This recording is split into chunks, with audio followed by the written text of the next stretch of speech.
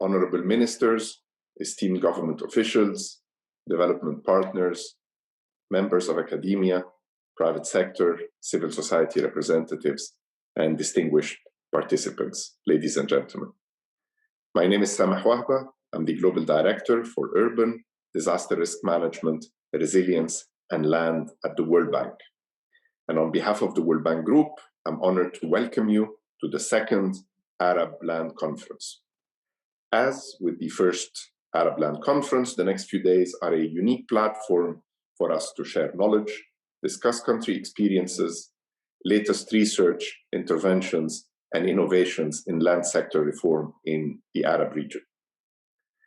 I would like to express my gratitude to the government of the Arab Republic of Egypt and the Ministry of Housing, Utilities, and Urban Communities for hosting us today and for their engagement throughout the preparation of this conference.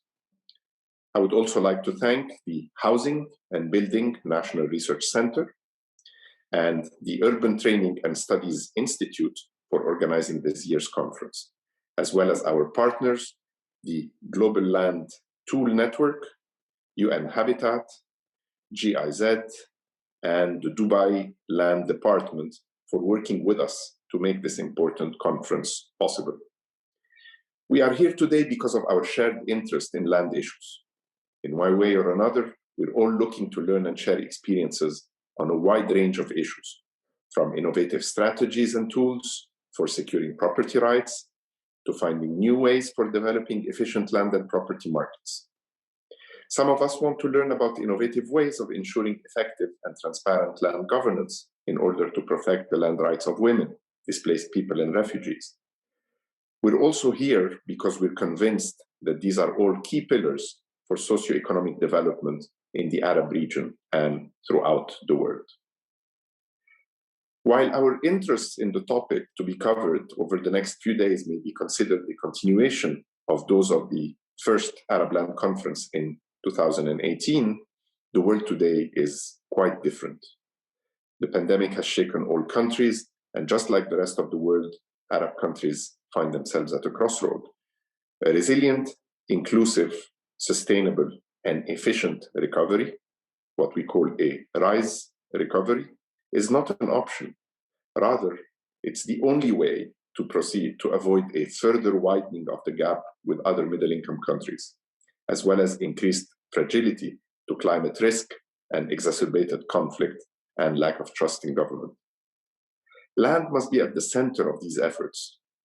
The land agenda can contribute through many angles to strengthen resilience, enhance inclusion, foster sustainability, and ensure efficiency in the use of natural resources.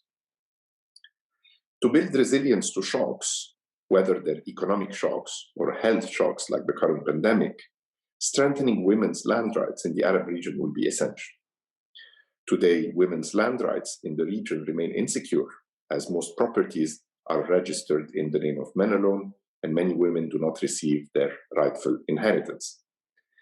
Without land to build or maintain a home, to inherit from a relative, or to farm or leverage for economic gain, women's security, prosperity, and dignity can be compromised with any shock, and families and communities can lose their wealth. Strengthening land rights of women and vulnerable population can thus have a positive impact on human capital and development outcomes, and through that can help build the resilience of the most vulnerable and increase their opportunities.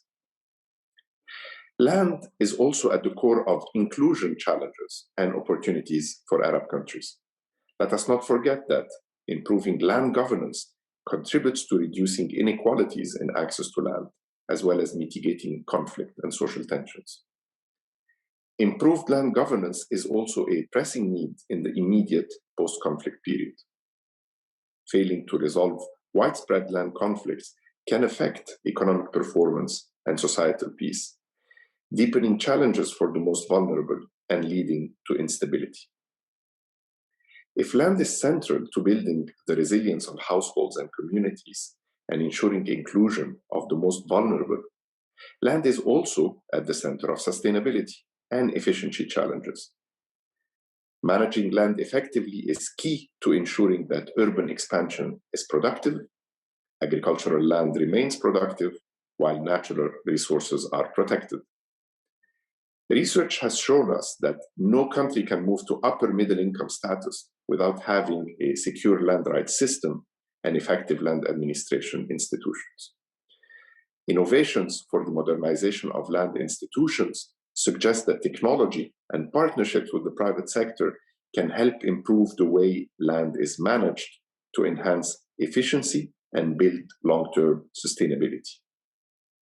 But good land management systems also contribute to improving the efficiency of other sectors, as they, for example, create incentives for investment in agricultural land and housing improvements, while also enabling people and businesses to borrow from banks and open new businesses and expand existing ones.